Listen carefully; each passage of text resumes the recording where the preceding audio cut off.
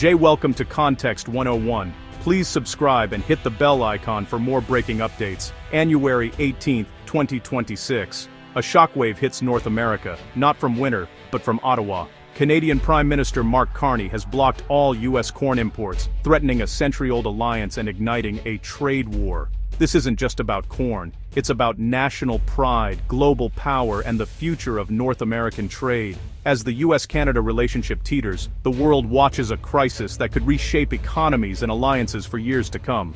The U.S. and Canada built one of the world's most integrated economic partnerships, starting with the 1965 Auto Pact and evolving through NAFTA and the USMCA. These agreements fueled cross-border trade, especially in agriculture, making the U.S. Canada's top supplier of corn and other staples. But deep integration brought vulnerabilities. Periodic disputes over lumber, dairy, and steel exposed underlying tensions. President Trump's America First policies and escalating tariffs in 2025 strained the alliance further. Ottawa saw the U.S. as unpredictable, prompting a push to diversify trade, especially toward Asia. The corn ban is the culmination of years of mounting pressure and shifting priorities. Now, corn stands at the center of a historic rupture. Corn is the backbone of U.S. agriculture, with Canada as a top export market, over $2.8 billion in 2024 alone. Canadian industries rely on U.S. corn for livestock feed, sweeteners, and fuel, making the flow of corn vital for both economies. But as U.S. tariffs mounted, Canada saw its dependence as a liability. Carney's new trade deal with China gave Canada alternatives, emboldening him to act. The corn ban is a direct challenge to Trump's America First doctrine, a calculated risk to assert Canadian independence.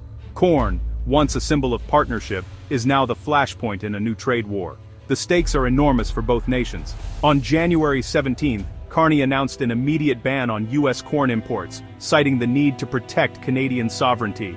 Trucks were turned away at the border as Carney returned from a landmark trade deal with China, signaling a pivot to Asia. The U.S. corn industry faces a $3 billion annual loss, with ripple effects across logistics and processing. American farmers, already under pressure, now face catastrophe. Carney reassured Canadians that new suppliers would fill the gap, but details were scarce. Critics warned of higher costs and supply disruptions for Canadian industries. The ban is a high-stakes gamble. Success depends on how quickly Canada can adapt. The future of North American trade hangs in the balance. The White House erupted, the corridors buzzed with urgency as news of Canada's corn ban broke. Staffers scrambled to draft statements, phones rang off the hook, and the air was thick with tension. The administration was blindsided, and the response was immediate and fierce. President Trump wasted no time. He blasted Carney on social media, calling the ban a betrayal and promising big consequences. His tweets, filled with capital letters and exclamation points, set the tone for the administration's aggressive stance.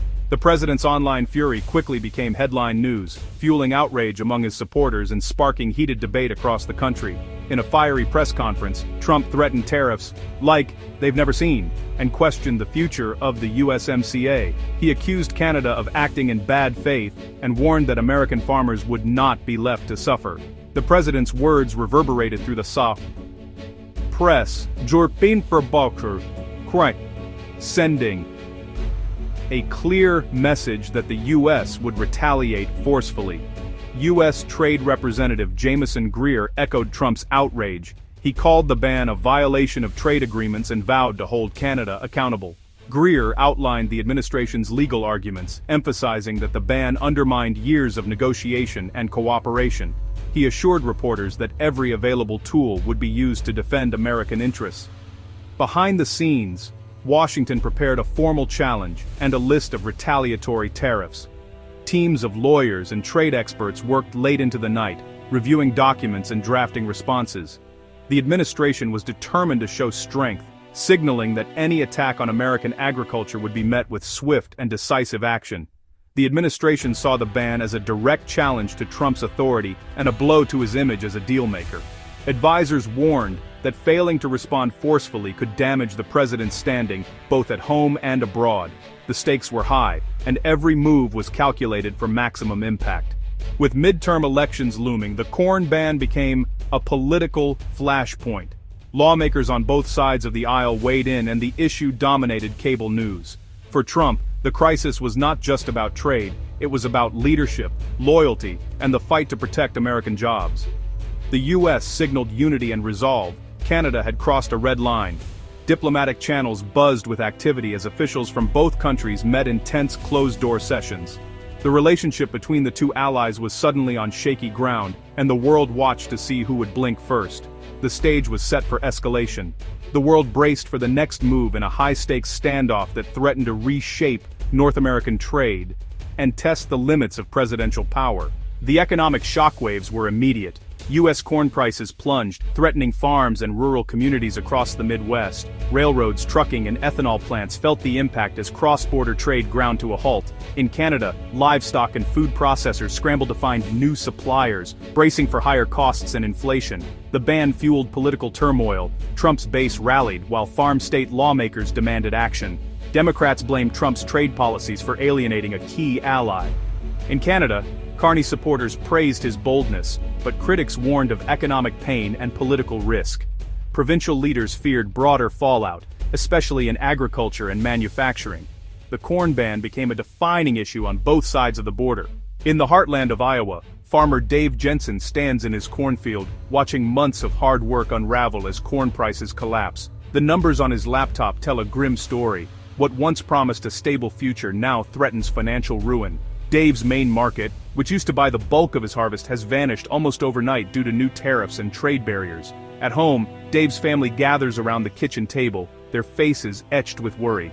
"We supported the president, but now we're caught in the crossfire," Dave says, his voice heavy with concern for his children's future. The uncertainty is overwhelming. Will they be able to keep the farm that's been in their family for generations? Every decision feels fraught with risk, and the sense of security they once had is slipping away. North of the border in Ontario, feed mill manager Sarah Chen faces her own crisis. With American grain now out of reach, she scrambles to source shipments from South America. Each delivery is delayed, and costs are soaring, putting pressure on her business and the farmers who depend on her. "We're on the front lines of this chaos," Sarah explains, as she juggles phone calls and paperwork trying to keep her operation afloat. The ripple effects are felt by everyone in the supply chain, from truck drivers to local shop owners. Across rural America, small towns brace for economic pain. Main streets grow quieter as shops close and barns stand empty. For many, the memories of the devastating farm crisis of the 1980s come rushing back. Protests, foreclosures, and families forced to leave the land they love. The fear of history repeating itself hangs heavy in the air. Meanwhile, Canadian consumers are already feeling the pinch at the checkout. Grocery bills climb higher each week as food inflation takes hold. Shoppers scrutinize price tags and receipts, making tough choices about what they can afford. For families on tight budgets, every dollar counts, and the stress of rising costs is impossible to ignore. The human cost of this trade war is measured not just in lost income, but in sleepless nights and mounting anxiety. Farmers lie awake, wondering how they'll pay the bills. Parents worry about putting food on the table. The emotional toll is as real as the financial one, leaving families across North America feeling vulnerable and uncertain. For millions of people, the crisis isn't just a headline, it's a daily reality. From rural farms to city apartments, the impact is personal and immediate, reshaping lives and communities in ways that will be felt for years to come. Experts are calling Carney's move a high-stakes gamble, one that could reshape the future of North American trade. By threatening to ban U.S. corn, Carney is betting that the United States needs the USMCA and access to Canadian markets more than Canada needs American agricultural imports.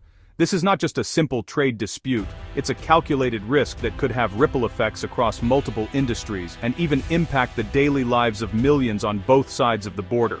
The stakes are enormous, and the world is watching to see who will blink first. Dr. Alistair Finch. Carney is calling Trump's bluff, signaling Canada won't be bullied in the upcoming USMCA review. This is a message not just to Washington, but to the world.